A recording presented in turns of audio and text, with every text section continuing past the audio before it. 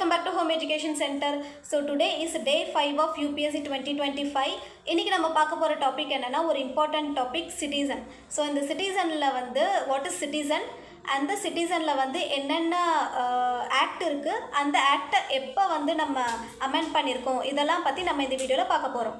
citizenனா என்னன்னா ஸ்டேட் நமக்கு கொடுக்கிற privilege தான். எது மூலமானா for certain rights and certain duties. 1995 Citizenship Act வந்து introduce பண்ணிருக்காங்க.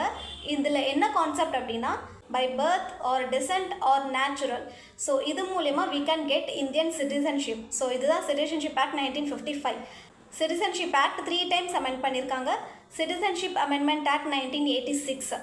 இந்த ஆக்ட் எதுக்காகனா இல்லீகல் இமிகிரன்ஸை வந்து எலிமினேட் பண்ணுறதுக்காக தான் இந்த ஆக்ட். ஸோ இது எதுக்காக அப்படின்னா முக்கியமாக அஸ்ஸாம். ஸோ அஸ்ஸாமில் ஏற்பட்ட illegal migrants. So accord of Assam 1985 இதை பேஸ் பண்ணி தான் நமக்கு 1986 சிட்டிசன்ஷிப் அமெண்ட்மெண்ட் ஆக்ட் வந்து இன்ட்ரடியூஸ் பண்ணியிருக்காங்க. எதுக்காகனா இல்லீகல் இமிகிரன்ஸ் வந்து தடுக்கிறதுக்காக.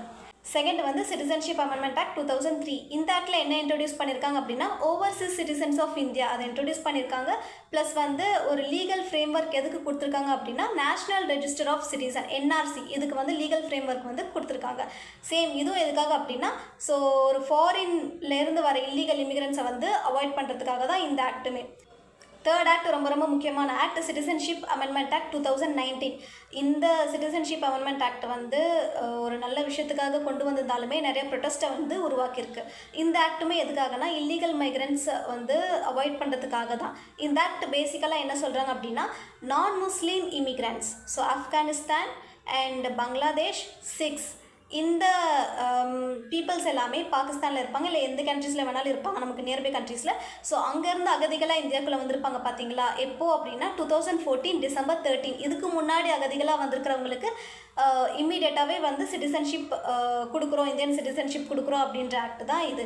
ஆனால் இது என்ன ப்ரொட்டஸ்ட்டை வந்து கிளப்புச்சு அப்படின்னா ஸோ இது எப்படி நான் முஸ்லீம்ஸ்க்கு மட்டும் நீங்கள் கொடுக்குறீங்க. இந்தியா வந்து no state religion which means secularism தானே. India is a secular state. India is a secular state அப்படிங்கும்போது நீங்கள் எப்படி நான் முஸ்லீம்ஸ்க்கு வந்து இதை கொடுக்குறீங்க, ஏன் முஸ்லீம்ஸை வந்து அவாய்ட் பண்ணியிருக்கீங்க அப்படின்ற மாதிரி ஒரு பெரிய ப்ரொட்டஸ்ட் வந்து நடந்துச்சு.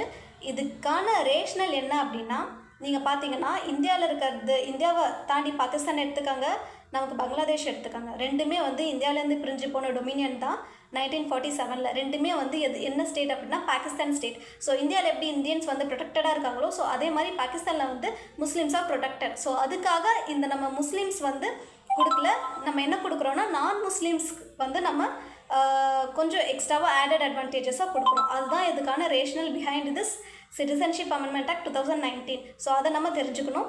1947 இந்தியாவிலேருந்து 2 டொமினியனாக பிரிஞ்சு போனவங்க தான் பாகிஸ்தான். ஸோ அதுலேருந்து இந்தியா அண்ட் பாகிஸ்தானாக வந்து ரெண்டாக பிரிஞ்சிருக்கு. ஸோ இந்தியாவில் வந்து அகெயின் ஹிந்துஸ் ஆர் ஹிந்துஸ் வந்து நிறைய பேர் இருப்பாங்க. But still India is a secular state, no state religion. அங்கேருந்து அகதிகளாக இந்தியாவுக்குள்ளே வந்தவங்களுக்கு ஒரு எக்ஸ்ட்ரா ஆடட் அட்வான்டேஜஸாக ஒரு ப்ரிவிலேஜ் கொடுத்துருக்காங்க. That is called citizenship amendment act 2019. So இந்த சிட்டிசன்ஷிப் அமெண்ட்மெண்ட் ஆக்ட் வந்து முக்கியமாக எதுக்காகனா இல்லீகல் இமிகிரன்ஸை வந்து தடுக்கிறதுக்காக தான். அப்படி இருந்துமே கூட நிறைய ப்ராப்ளம் வந்து க்ரியேட் பண்ணியிருக்கு. எதனால அப்படின்னா செக்குலர் ஸ்டேட் இல்லை அண்ட் ரீஜனல் டிஸ்கிரிமினேஷன் ஆயிருக்கு because of citizenship amendment act 2019 அப்படின்ற மாதிரியும் நமக்கு ப்ராப்ளம்ஸ் போயிட்டுருக்கு. So that's all about citizenship and its amendment act and its problems.